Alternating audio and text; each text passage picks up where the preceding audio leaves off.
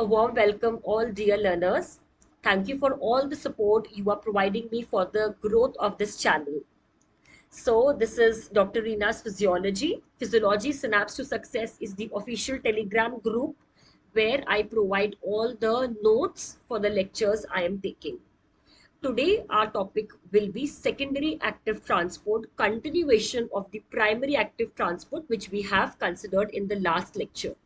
So we have got primary and we have got secondary, and both of them are components of your active transport. That means which are using energy and therefore they are active. The discussion which today we are going to have is will help you to differentiate between primary and secondary.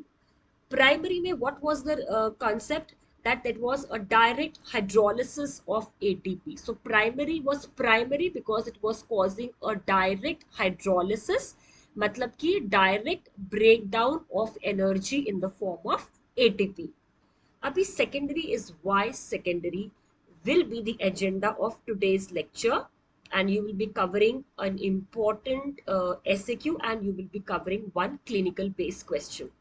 Now, all of us know that when we prepare this ORS, okay, the oral rehydration solution, it has got water, it has got salt.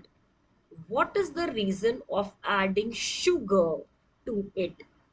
So, is it for taste? What is the reason?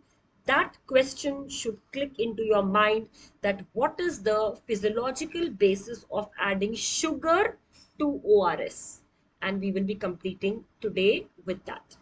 Now, what is this secondary coactive transport defined as?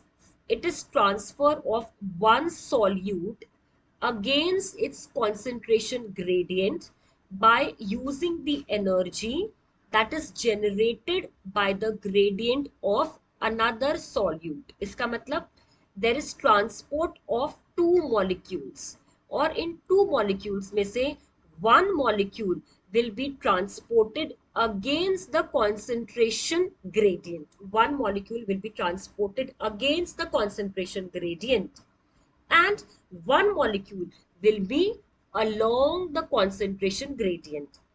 Usually it is the sodium which is going to be the driver of this mechanism, or who is going to be the drive which will allow the second molecule to get transported.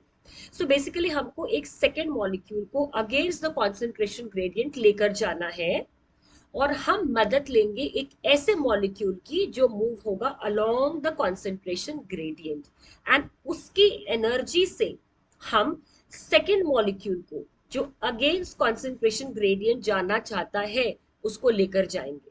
Right? Suppose you don't have petrol in your गाड़ी and you want to go for tuition, तो आप क्या करोगे? You will prefer today यार please मुझे अपने पीछे लेके चले जा. So the one who is driving who has got petrol will help you, मेरे पीछे बैठ जाओ और चल चलते हैं, क्योंकि हम दोनों को एक ही जगह पर जाना है. So what is this is what is the mechanism. The energy is created by the sodium gradient. You will understand this, which is utilized for the transport of solutes. So kaun sa molecule is the driver? It is the sodium, and this gradient is maintained by the sodium potassium pump, and I will now make you understand how this gradient is made. So, though the transport system by itself is not directly using energy, that means directly it is not causing the breakdown of ATP, but it is depending on the function of sodium potassium pump. So, energy is actually consumed by the sodium potassium pump. लेकिन उस energy से ही हम secondary transport को carry on करते हैं, जिसको आपको समझना is very important. Now, this secondary active co-transport can be either symport, right? What is symport? It is co-transport. What do you mean by co-transport? Co-transport means that the two molecules, they are going in the same direction. Okay, the two molecules, they are going in the same direction. दोनों अंदर जा रहे हैं.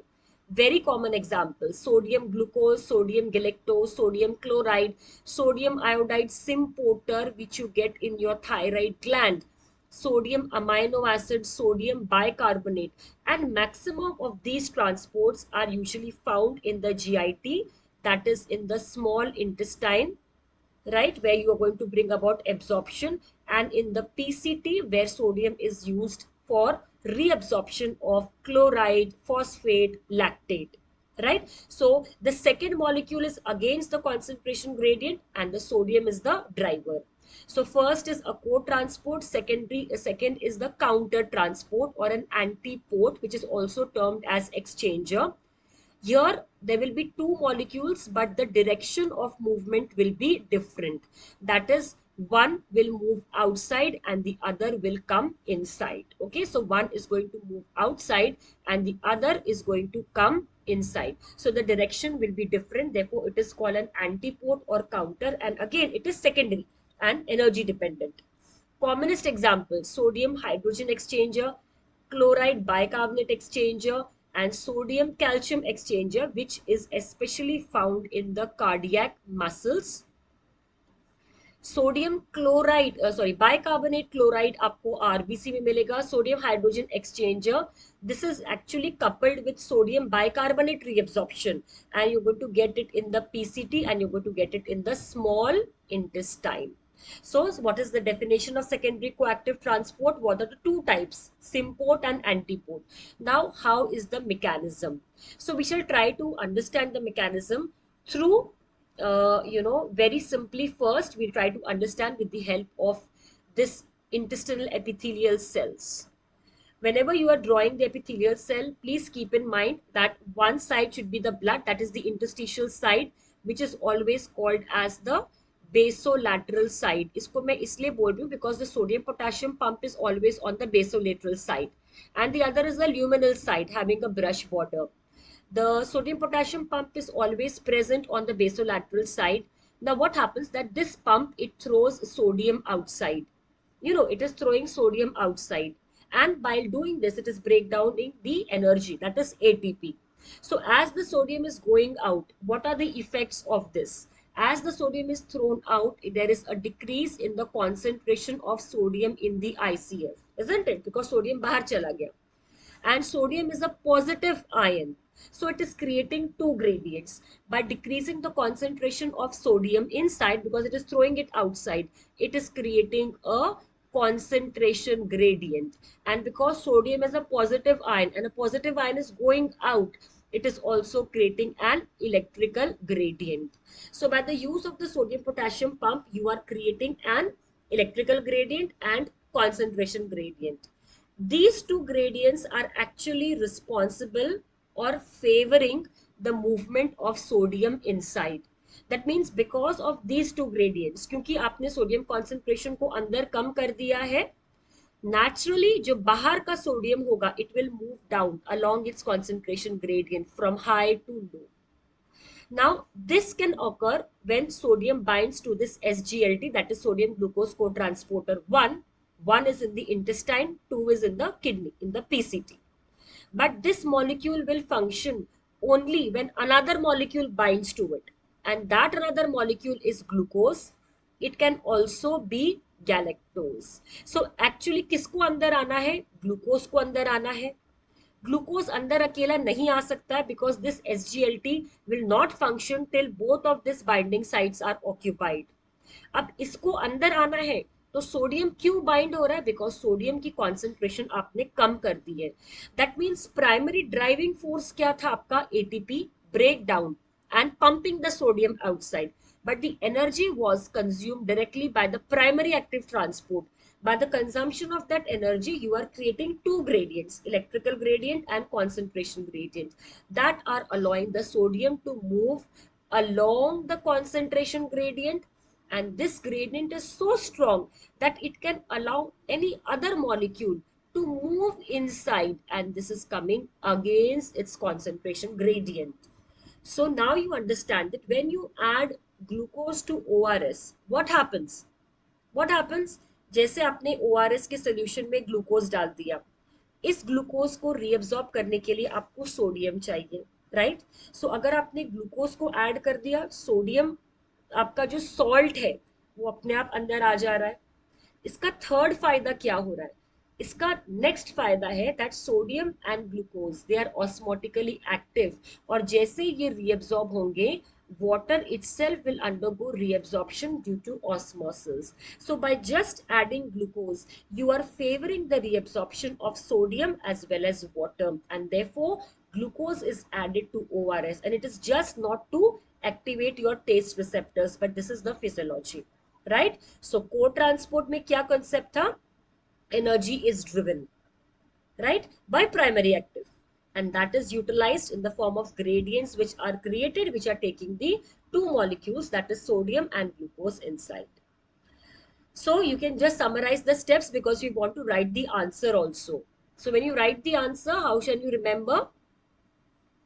The primary active transport pumps the sodium out of the basolateral membrane, for example PCT, and this leads to a decrease in the concentration of sodium inside the cells, cytosol. This causes facilitated diffusion of sodium from the lumen into the cells. The carrier protein transfers sodium from the luminal fluid into the cells, that is glucose is also going to be in the same direction.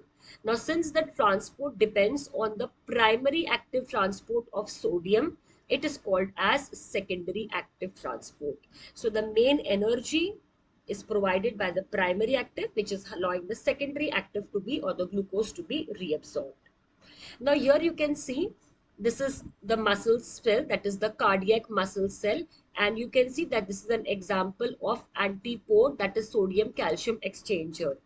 Now here what happens, as the sodium is pumped out, it creates a low concentration of sodium, right? A low concentration of sodium. So the sodium will come inside and the calcium will go outside. This is very important to pump the calcium out of the cardiac muscle cell, and this is one of the step which helps in the cardiac muscle relaxation. Okay, the cardiac muscle relaxation, because actually what do you want is you want to throw the calcium out. So इसके लिए आप क्या कर रहे हैं, sodium को अंदर लेके आ रहे हैं और एक्सचेंज कर रहे हैं कैल्शियम से, लेकिन उसकी एनर्जी कहाँ से मिल रही है, सोडियम पोटेशियम पंप से. Remember in the first lecture I had told you that the sodium potassium pump is inhibited by digitalis. So when digitalis inhibits this sodium potassium pump, this pump is inhibited, and indirectly what will happen, the calcium which was supposed to go out will now not go out, and it will cause increase in the calcium concentration inside and result in a positive inotropic effect of digitalis. This is how digitalis is a positive inotropic agent, because it inhibits the sodium potassium pump and allows the accumulation of calcium inside indirectly, right? So secondary active transport, antipode and sympode. Very important MCQ, SAQ, and this is important for your pharmacological correlation when you study drugs. So this is all for this lecture. Keep it learning and always make it a happy learning. Thank you all and God bless you.